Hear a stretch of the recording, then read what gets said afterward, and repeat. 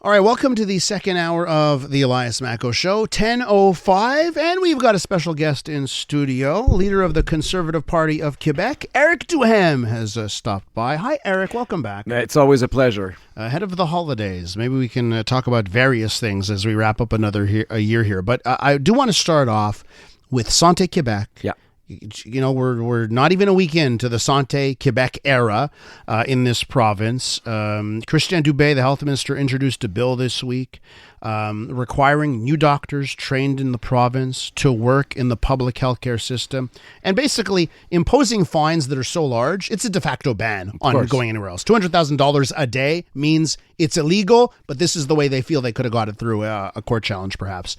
What do you say on this? Santé Québec, because you're big on privatization, yes, right? And they also announced this week that they're going to use the private system to deliver more services. That might be music to your ears. But it's a lot of contradiction, actually. First off, I understand that taxpayers are paying, that it's very costly for students in medicine, and the fact that there's a shortage of physicians in Quebec is an issue as well. But I think it's the wrong way that they're using it, because you cannot deprive an individual from its basic right to decide where they want to work. I have a huge problem. First off, physicians, they already do their internship, and we already pay them much less for between 2 and 5 years. So they already reimburse in a certain way the cost of their studies. The second thing is, with the amount of money that they earn yearly, they're probably the students that reimburse the fastest their cost of their education. On the income taxes they pay? On the taxes they pay. If you earn $400,000 a year in Quebec, you pay a huge amount of taxes. So I don't buy necessarily the fact that we're losing money with students in medicine. The other thing is, if they start with that, what's the next step? Is it going to be the nurses next, or the teachers, or the engineers, it's very scary. The best models in healthcare are those where there's competition. It's not those who are depriving people from their rights and their freedoms. And that's what I'm concerned about right now. And there's 22,000 physicians in Quebec. There's 700 of them that work in the private sector. They are not the problem. It's less than 4% of the whole market. It's the huge monopoly, the public monopoly, that is the problem. And out of those 700, how much are young students? Because the average of those people is much higher than the other physicians. So how many students every year leave McGill or Université de Montréal or anywhere else and go work in the private sector? Is it 6, 7, or 8 per year? That's probably the amount. And they don't say that figure because it would show that it makes no sense, that it's a diversion what they're doing right now. Let me ask you this, just based on, they're going to work in private or public. Let them choose. They're going to pay it back in taxes. We'll get the money. What about those that leave the province? Is it a different thing for you? Someone who comes here, does the studying, bilks the Quebec taxpayer for almost $800,000 and says, going to Vancouver. First off, what do we do with those who come from BC and come to work to Quebec? Are we going to say no to them? And actually, what I would do is the opposite. There's a lot of physicians coming from all over the world, and there's a corporatist institution in Quebec that deprives them to practice here.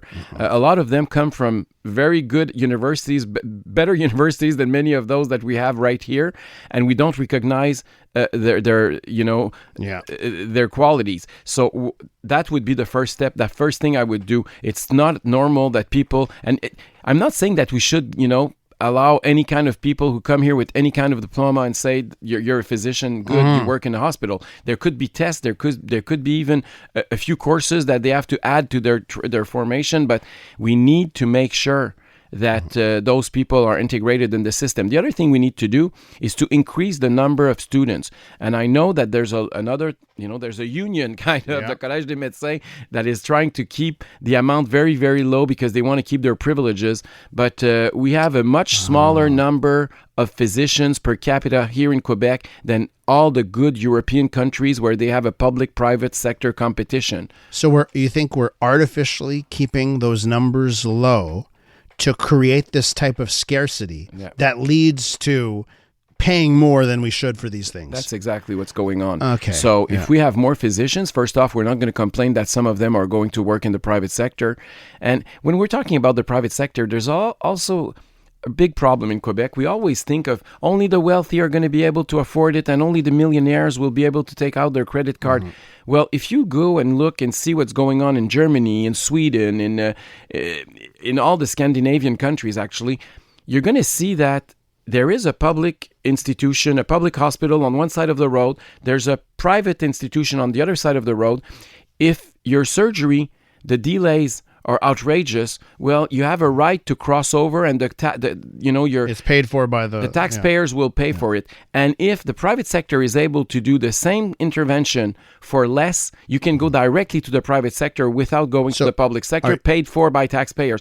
What is important is to have a public insurance, not a public delivery of services. Okay, so this week there was a move that maybe you're very happy about, right? The Quebec government announced not just now, we've had joint replacements and cataract surgeries in the private sector. Now, urology, gynecology, ENT.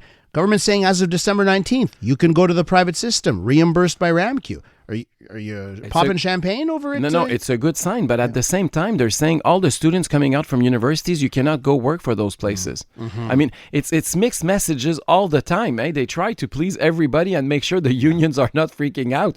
And so, the CAQ was elected, the current government in Quebec City was elected by saying that they would open up during this mandate 2 private hospitals. But how would you deal? I've seen this happen so often. Political leaders, they talk a fantastic talk when it comes to the unions. We're going to go out, we're going to change things.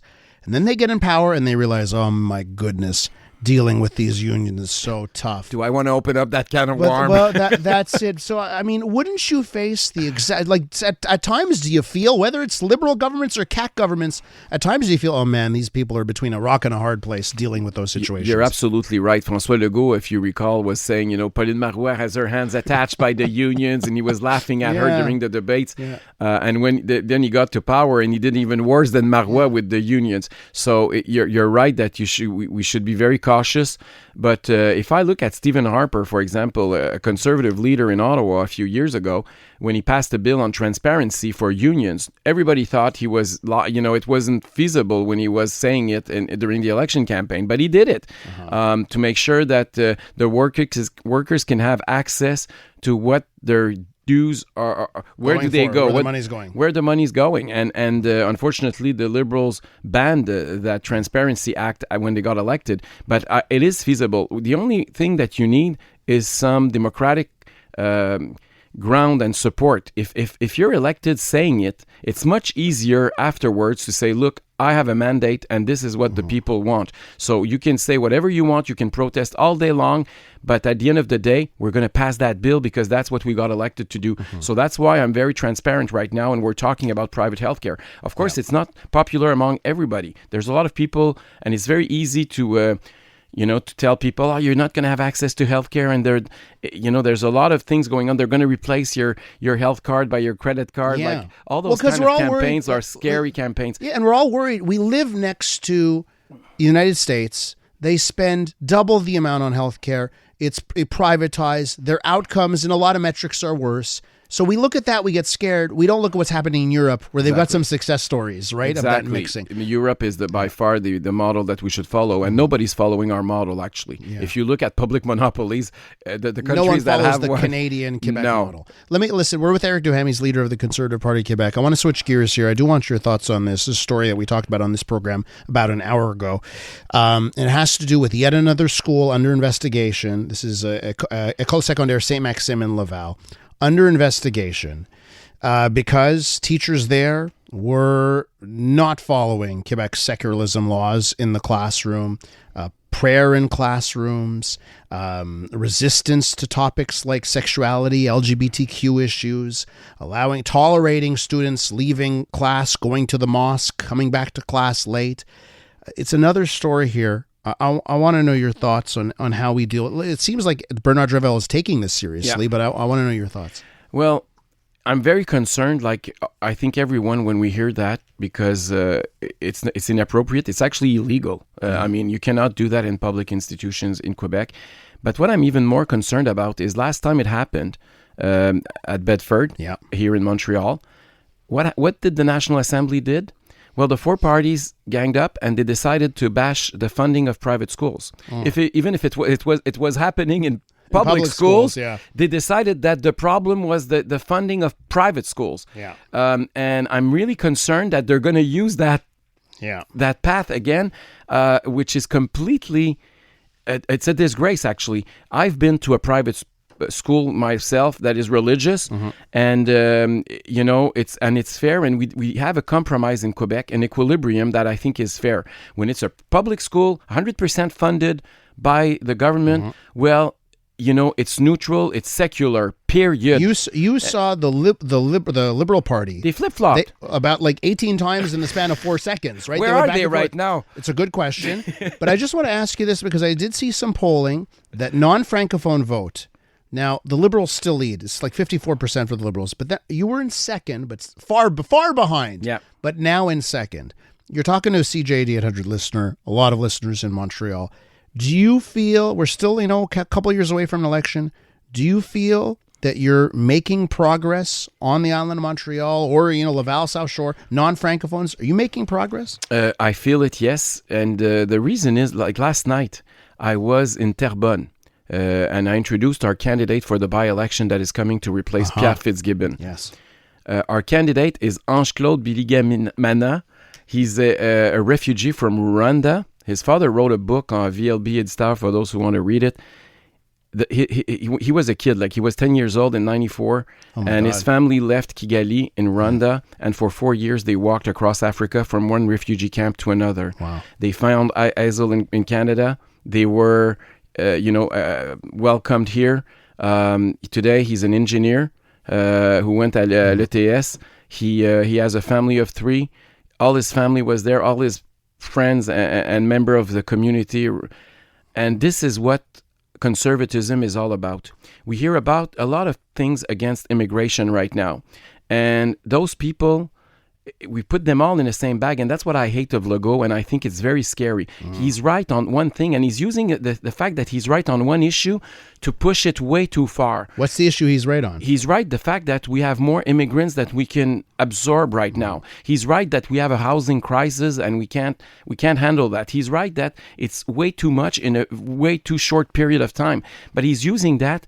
And he's using now the immigrants as scapegoat to explain all the failures of his government in healthcare, in education, in transport, in housing, and everything. And that's really scary because, it's already very divisive. We have to be very cautious when we're talking about immigrants and minorities. And that's what I'm very proud of, is that we're a conservative party that is open-minded, and that needs to be done. And those people, to come back to your question, why we're more popular among them? Because they came here for freedom, and they understand that the Conservative Party is the party of freedoms, of liberty. And that's exactly the message that resonates among them. Eric, listen, we have to leave it there. You're always welcome on this show. Maybe we'll catch up in the new year in 2025, okay? Thank you so much.